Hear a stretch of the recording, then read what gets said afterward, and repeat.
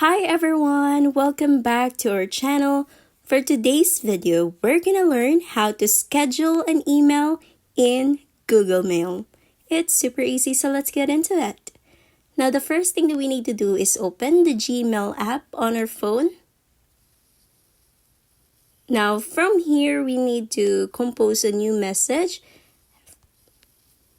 Okay, now our email is already composed. Now, in order for us to schedule the email, you just need to click on the three dots located at the top right corner of the screen and select Schedule Sent. Now, it will ask you if you want to schedule it this morning, this afternoon, or Monday morning, or you can customize and pick the date and time. If you choose to pick date and time, then it will show you this calendar which you can select the date and also adjust the time.